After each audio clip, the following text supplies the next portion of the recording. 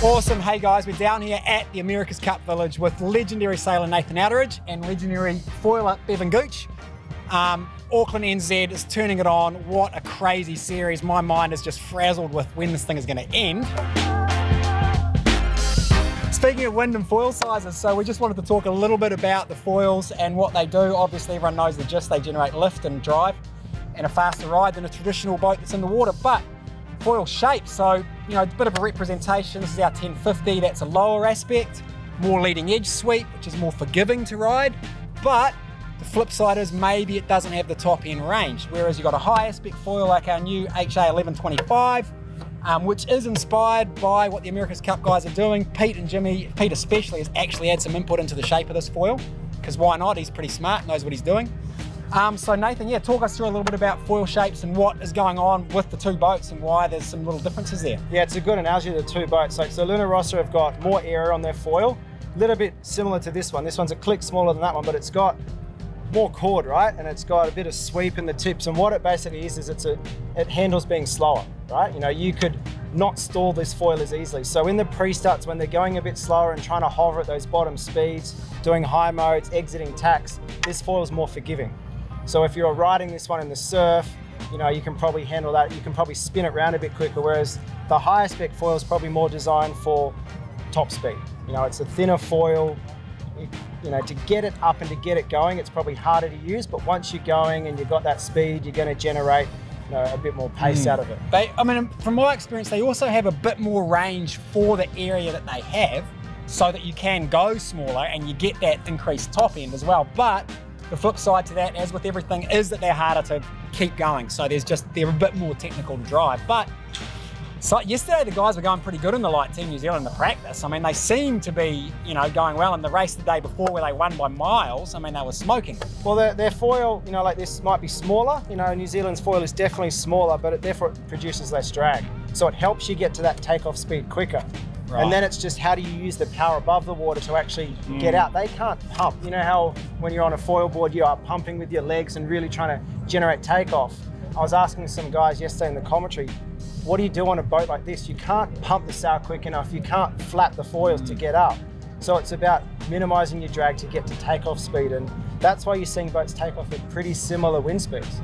Right, regardless of the foil size. Regardless of the foil size. But once you're up and going, you know, I think this thing, you know, that's the future. You know, the further and the more span you get, you're just getting effectively a better lift drag ratio, aren't you? Yeah, exactly. Cool. Well, that covers off everything I wanted to talk about. Bevan, any questions for Mr. Outeridge? Traditional sailing or hand winging? What's your go-to at the moment? Which is the most fun? Well, I got two kids all of a sudden. And so time is quite precious. So I can like pull this thing out of the back of my car and be on the water in 10 minutes. So, you know, I've been living here in Auckland for a bit over a year. I met Armie and you guys, you know, just recently, and it's quite addictive. You know, I've come from, you know, sailing normal boats, got into the moths, the foiling, all that's cool. It's a lot of fun. It's all about racing and development and technology, and there's a lot of comparisons between the two. But if it just comes for pure fun, wanting to get out and get ripping, and this is where you are connected to the water and connected to the foil. There's no control system. So it's about the design of the foil, the angle of the tail wing. Armie will laugh, it took me a while to work it out. You know, we spent many days out on the water. I'm trying to do a jibe, I just fall off, and I felt like the jibe mark. Armie would just go around me in sail circles. He's like, don't worry, mate, you'll get it one day. And now he's almost better than me already after about 3 or 4 months doing it. But that was because I was quite good at sailing. That's because I was stuck here in lockdown, you know, every day for about a year and had nothing else to do but go winging every afternoon. And in winter here, it's pretty windy. Yeah. And Armie tries to keep taking me to the surf break and beaches, and I'm not up for paddling through waves, but you know, up at the local beach at Takapuna, you can launch off the boat ramp and you're already behind the shore break, and that's a bit easier out there, but it's good fun.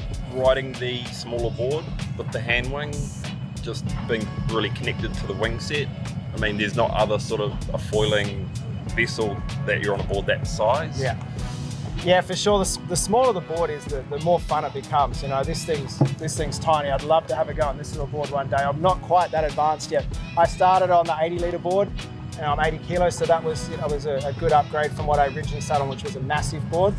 As it gets smaller, it's all about trying to take off and using the power of the wing to get you on the feet and then really pumping your legs to get going. But as it gets smaller and less volume, once you're up and foiling it, it's so much fun. You know what it's like on little boards. Yep, and yeah, the more connected you are to the wing set, the more you can feel on the smaller board, the less dumbed down it is. Yep. For sure. Yeah, and I guess the fundamental difference we've got with a surf or a windsurf or wingsurf foil compared to the boats is that they have a second vertical with the rudder, right? So we've got one vertical on these rigs with 2 foils to give you stability. The boats have a second vertical with the rudder that they can use to control the boat, both elevator and also turning the boat. Whereas this, the turning's all done with your body. So it's a slightly different configuration, but it's quite a free sensation, isn't it? It is, and what's cool is because you just got the single vertical, you can pivot on that. And if you get a short fuselage and you detune the tail wing and make it really, you know, light and nimble, you can like be spinning on the spot, and when you get good and you can throw the wing above your head and do 360s, and the same when you start jumping and stuff like that with a tiny board, it's awesome. So why, yeah, that's right, why foiling? I mean, why, it's been around for ages, why is it now and why would you want to do it? Why wouldn't you want to do it? That's the real question. Why wouldn't you want to go foiling? It's so much different. I was never into surfing. I hate paddling. I hate using unnecessary energy. But when you can just hold it in your hands and just sort of cruise out the back and you see a few surfers in the water, you're just like, they'll come around one day. Classic. A great tool to hijack waves with the hand wing. Yeah, no, lots of waves to be had. So, final thing, which Armstrong rider is going to win the America's Cup? You want me to make that call? You have to make that call right now. I get asked that every day. I am going to sit firmly on the fence. Right, fair enough, good call. Oh, cheers mate, bloody legend. Thanks for having us, guys. Cheers. Boom.